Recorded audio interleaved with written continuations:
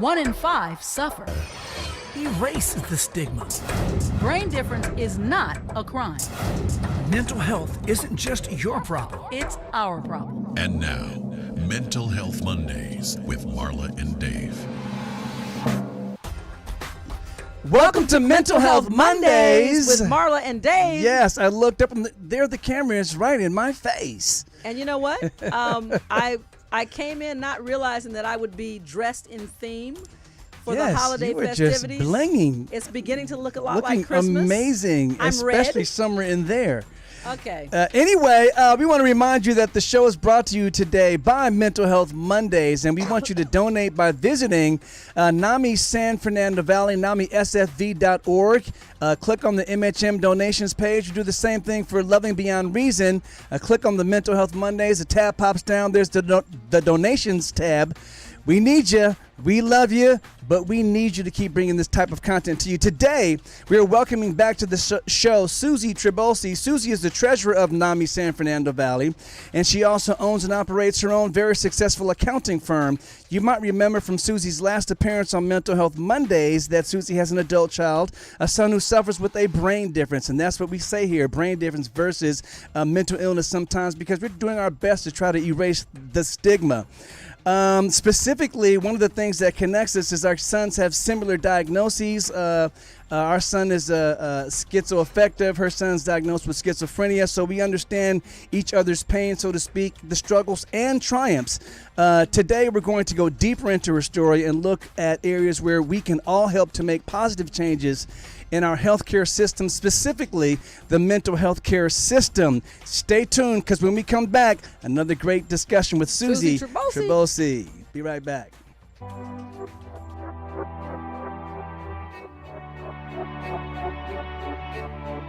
Help someone who is struggling by supporting the National Alliance on Mental Illness and be a part of the NAMI effect.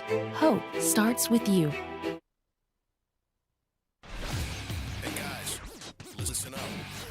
Learn something. All right, we're back. And so before we even start, because, you know, we become friends and connected to our guests. So Susie has a Marla issue, and I've been struggling with, for those of you, because we play all over the world. We're in California. In Southern California specifically. Yes, and the winds are whipping. Windy and dry. And so allergies are running rampant. And so Susie, even if it's just the dust from the dirt in the air, it's a lot. So Susie has permission on this show to be able to take a break and cough when she wants to. But in the meantime, put your hands together and welcome back to the show, Susie Traboulsi. Thank you very much. Susie, briefly recap for us, remind us of your personal story, the struggles that you've had with your son, and how his diagnosis caught you by surprise, because that wasn't really something that your family was familiar with, and also what drove you to NAMI for help. Right. Recapturing a little bit from the last episode. So my son was perfectly normal. He went to school and he was doing extremely well. And he went to college, and he's a musician. Yeah. His dad is a musician, and so he had that natural gift of having to do music. And he was touring the United States, like number 4 nationwide in drumline. Wow. Very competitive. A lot of people don't know that's a big deal to be third in the nation with drumline. That is huge. I mean, he slapped in gyms for months, and very active, very, very intelligent, very creative. It still is to a large extent with they're still there. The music talent is still there. It's still there. Absolutely. It's just hard for him to focus. Yes. To have it, take it to any level at this point other than simply enjoying it. So going from perfectly normal at 19 and a half, which is a total bookcase condition for him, he developed schizophrenia. We had no idea what it was going on until his close friend from high school tipped us. We got him diagnosed, and the battle started. There's no other way to really kind of call it, the battle of the illness. Oh, absolutely is what it is. The challenge of trying to give him as semi-normal life as can possibly be given. It's a very, very disabling illness. And again, I always like to remind our viewers, and so many people are writing me, and I know that more people are connecting with this than you may know. But disabling a mental disability looks a lot different because you can't see it. So people treat it very differently, because when it's a mental, if I break my arm, you see that my arm is broken, and you're aware of my disability because and everyone I have knows a to cast. watch out for this injured part Right. of your body. Please Right. don't touch my cast. My arm's broken. Leave me. This is hurting, or a boot, or whatever. But when you have something like our sons suffer Yeah. with, and that's the thing that's interesting, and that's People why the battle's are- so hard. People are less compassionate towards his illness.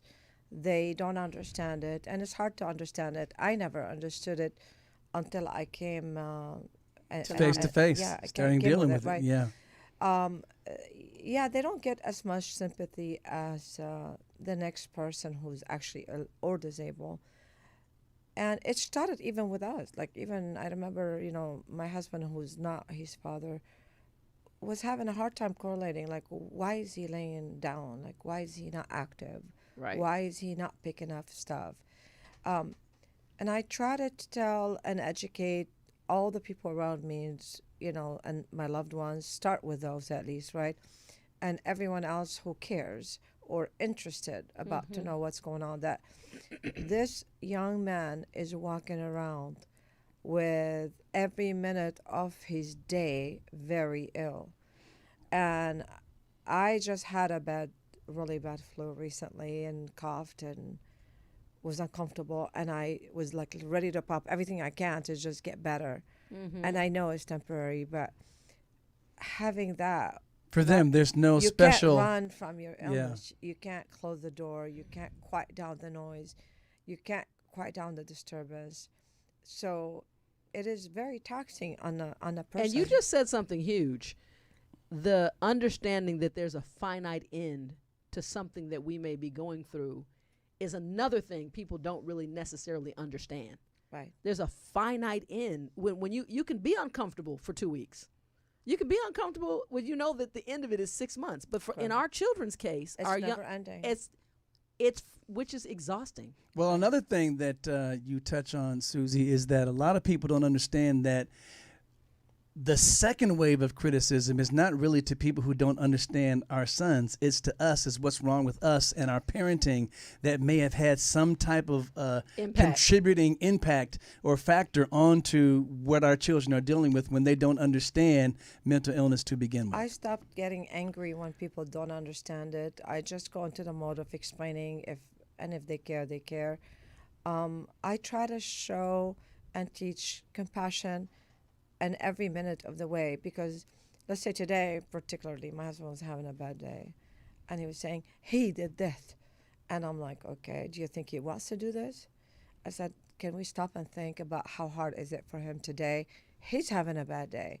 So yes, it is annoying, yes, it's not comfortable, but please think he's twice as uncomfortable as you, Right. and that is Which how is- I handle anybody that either complain or finds them odd or finding disturbing or find any behavior abnormal.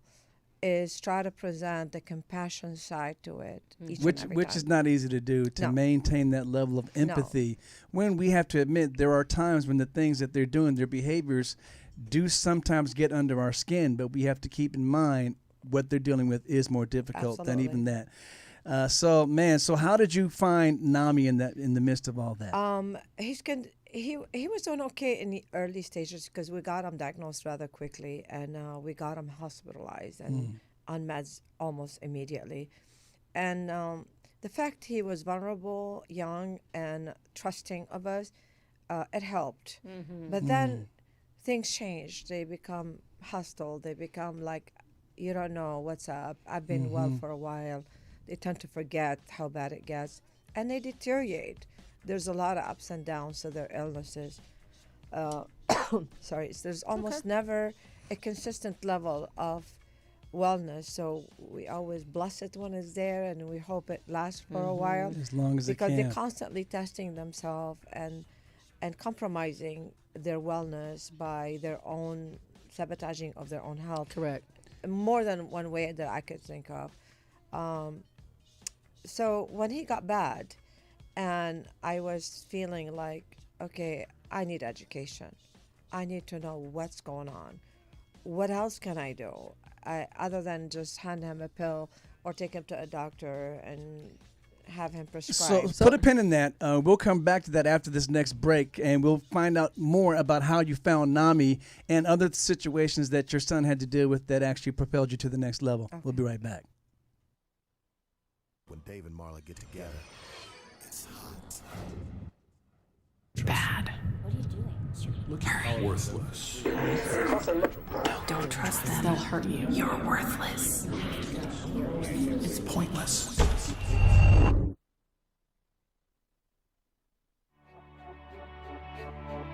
When the pain of schizophrenia meets hope, everything can change. Help someone who is struggling by supporting the National Alliance on Mental Illness and be a part of the NAMI effect. Hope starts with you.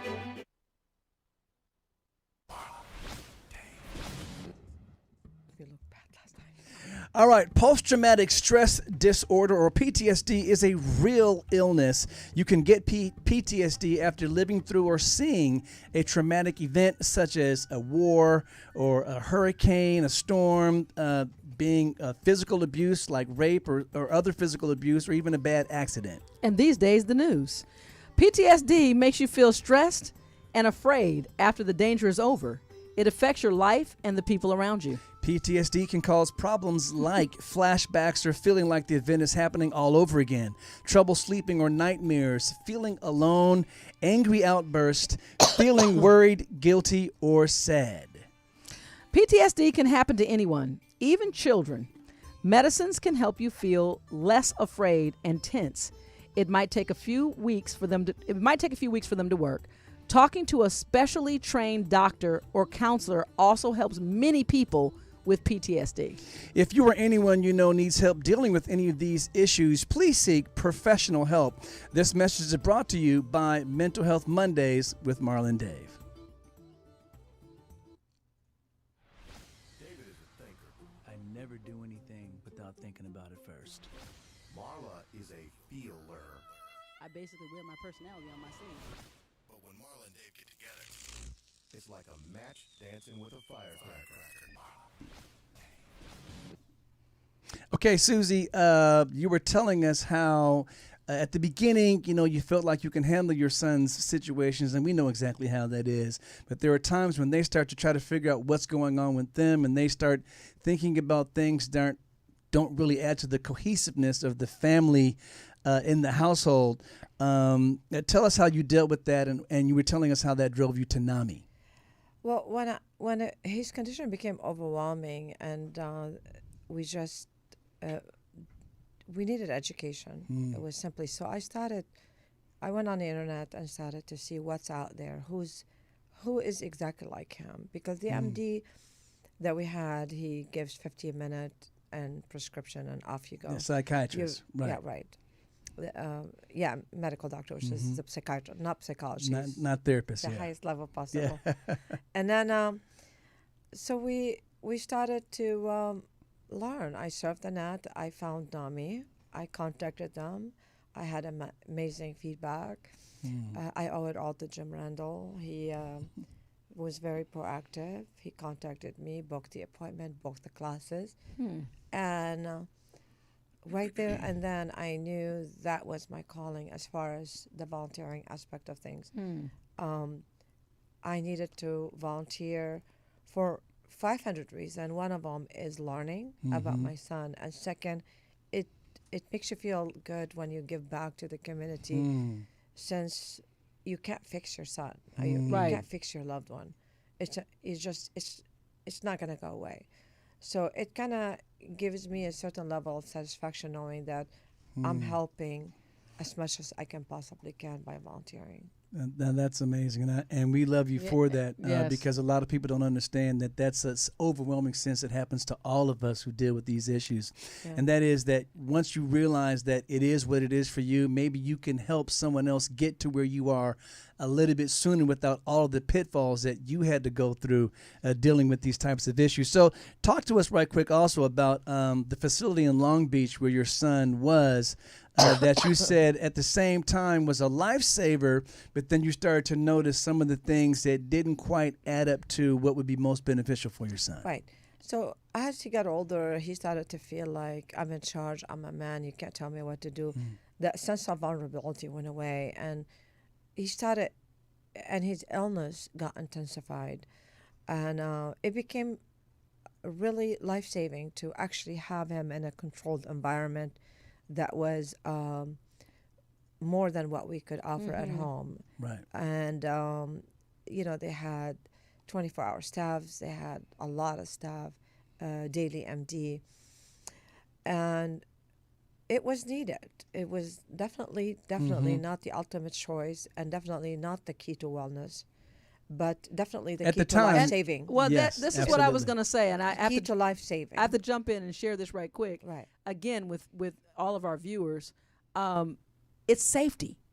Correct. It's safety first and foremost. You're trying to get your loved one safe, and then subsequently, it's safety for you and your household. Right. So as soon as you start thinking, well, you don't have a choice. I mean, a safety aspect falls apart from my 500 directions, from him not good to himself, from him harming us, because now his mind was completely really scattered, and there was no sense of direction. He was not listening to us.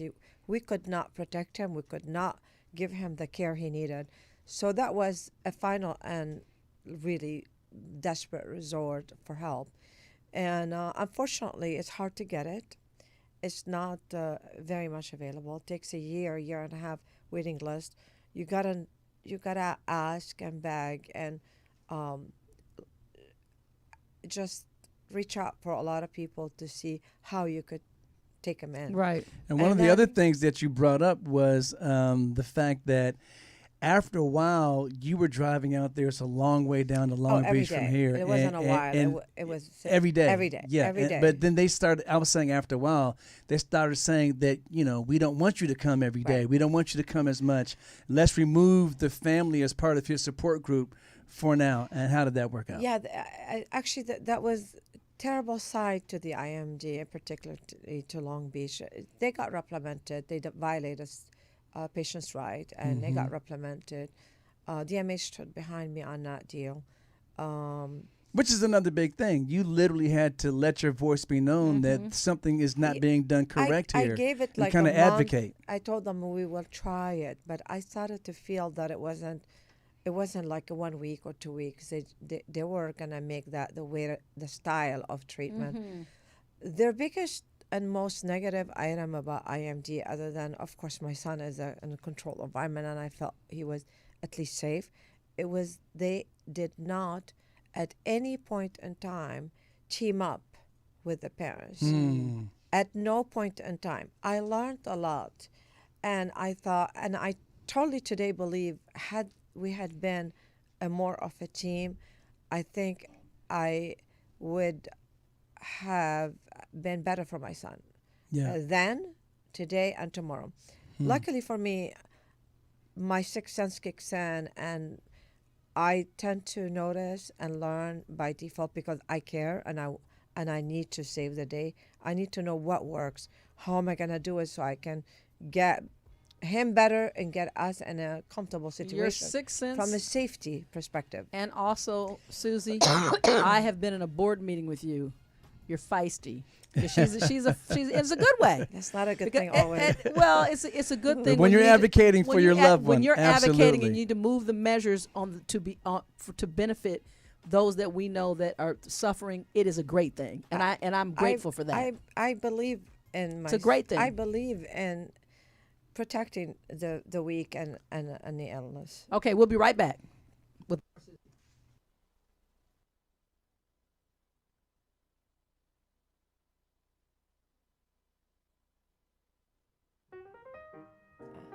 I know that. All right, that poll question music lets us know that it's poll time. It's very festive.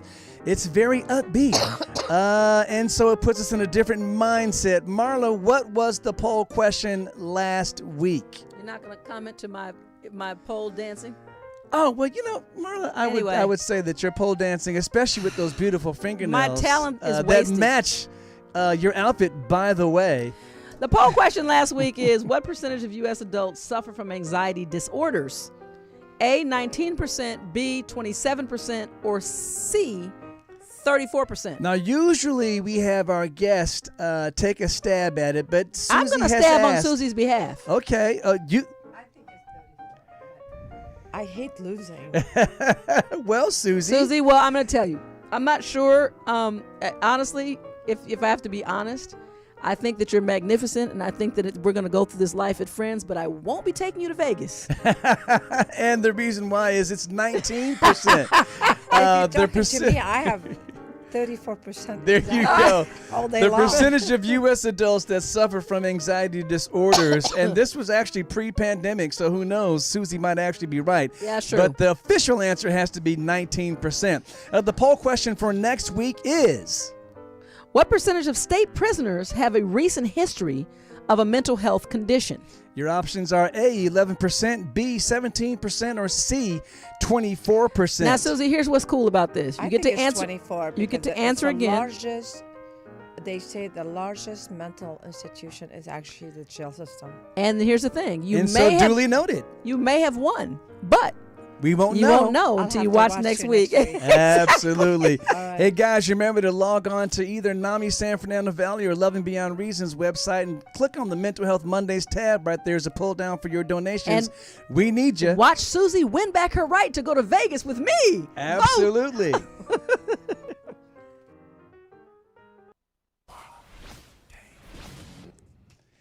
We're back. So go ahead. We were. I think we kind of cut you off there, Susie, as we keep doing every time we go to a break. So we do apologize for that. But you were saying that you made your voice heard and you advocated for your sons, the separation that they were kind of seemingly putting in place between your son and his family, you and the rest of the family. And you went to the Department of Mental Health themselves to really get them behind you. Not only did they agree with you, but they reprimanded the facility and forced them to be re-educated, their staff to be re-educated on the need for a support system, which we've talked about many times here on this show.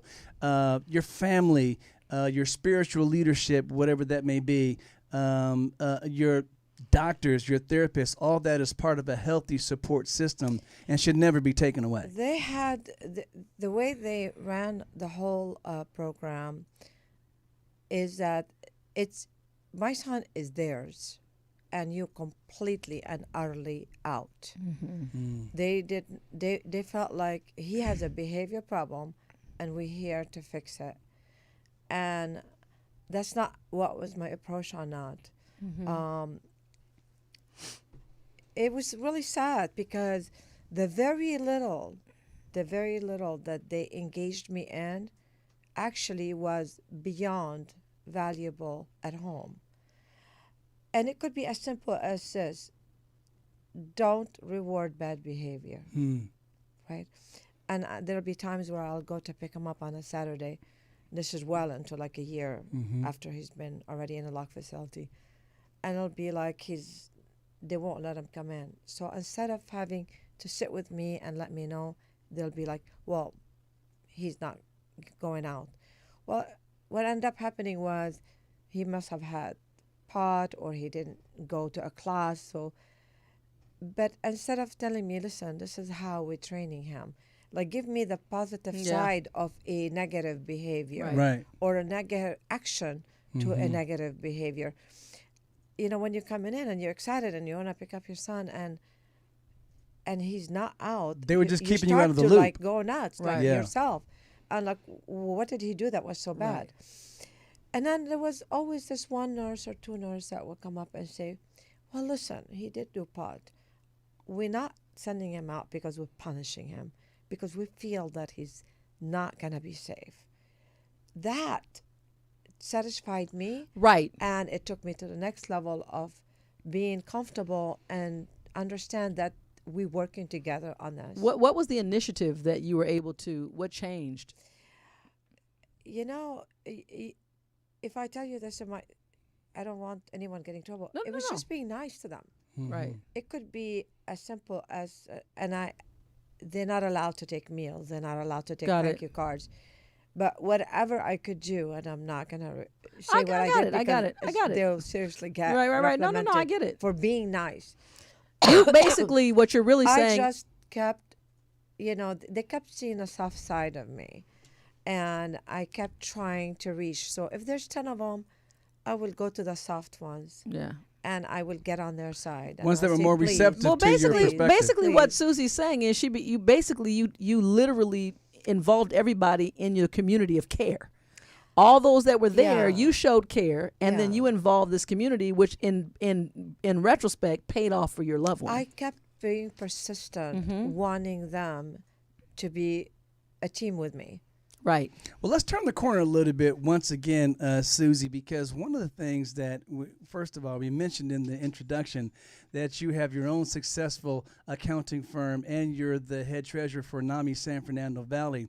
So we know that dealing with the finances is kind of your thing. One of the things that you've become almost an expert in is also being able to find money for families that are trying to deal with these situations. A lot of people don't know that you can receive money for taking care of your own child. Yeah, funny that you said that. Yes. So what happened is, now that I stabilized Sean, we're gonna connect the dot to this because I did not know that at that time. I was asking everyone, what can we do? This cannot be the solution. Right. We have an adult, amazing heart, locked. It's not the way to go. Yeah. And nobody had the answers. So it wasn't until I went to a seminar and found out that mental health has social services that they support you, because almost all of us, as soon as we turn 17, 18, adult brothers, young, brothers, sisters, parents, we all have to go to work to make money. No one has the ability to simply stay home and watch. Someone does, but hours. no one that I know personally. Right. That's what I'm saying. And we're all some of us a little more blessed, some Right. are less. But ultimately, we have to work to continue to turn Correct. that light on. And I found that eventually, as I was engaged and tried to Yes, learn and go SSI, to yeah. seminars and go to conferences, Absolutely. that mental health does get social services, like someone who had broken his leg or that he's elderly and not able to cook because he developed dementia and so on. And so I dug deep into it. And yes, based on your loved one's illness and the extent of it, you get different scale of services, enough that one of the family member or simply someone who does it for a living can sit and really dedicate the time to care. keep them healthy Absolutely. Wow. and make enough money to do that. That's amazing. Absolutely. So our guest is Susie Traboulsi. We'll be back with Susie, and we will continue the discussion. Don't move. Bad. Worthless. Don't trust them. They'll hurt you. You're worthless. It's pointless.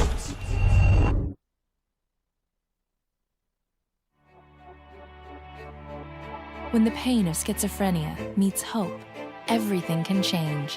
Help someone who is struggling by supporting the National Alliance on Mental Illness and be a part of the NAMI effect. Hope starts with you. It's raw, real, and unfiltered. Susie, you never disappoint. Always great information. You have been an inspiration to us and also to what we do here. And so I just have to personally, again, thank you for being willing to continue to come in and join us and bring information, bring your story, share so much with us that matters not just to us, but to everybody watching. Yeah. And I'm genuinely grateful. I want to say it's IHSS. That's a service that the department that handled these services. They may get a little bit of money. They may get a lot more. It all depends on the condition of the person who's needs it. And you have to communicate well with your doctor because they vouch for you for these programs. Along Absolutely, with a lot that's of other IHSS, and that is very important information. That's something that we all have to continuously look into. Susie, thank you so much. We want to let you guys know that Susie is also one of the leading donation go-getters for Mental Health Monday. She's on the ball. We love you. What you're doing for us at the show. I believe in your show. Thank you so much. I think it's light, beautiful, and it sends a message. Mental illness is hard, but it makes it fun.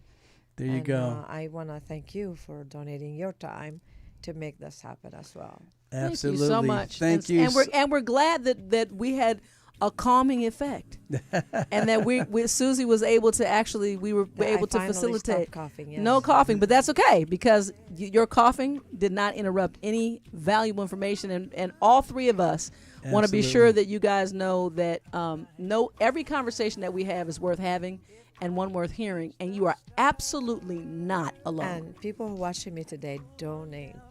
Please. Absolutely. What she said. Program. Absolutely. This is the perfect time to say what she said. And this Please. is also a perfect time for us to say thank you in advance for your donations. Absolutely. Thank you for having me. We will see you guys next week with another super amazing show. Again, our guest has been Susie Traboulsi. Hey, guess what? Couldn't it's have almost done next better. year. We're getting close. Wow. We see we're wearing jackets. Susie, we're gonna have to have you back again. Susie's gonna end up being one of those regulars, and we're just gonna do the TikTok thing and do this, and then our clothes are gonna change. It's gonna be fun. Susie's gonna have fun with us. I'm always happy to contribute. I'm always happy to be part of your show, and my commitment is there anytime. Absolutely. Thank you, Susie. All right. Join Susie in your commitment to the show financially, and we will see you guys next week, right Thank here you. on Mental Health Monday. Bye-bye. Bye bye.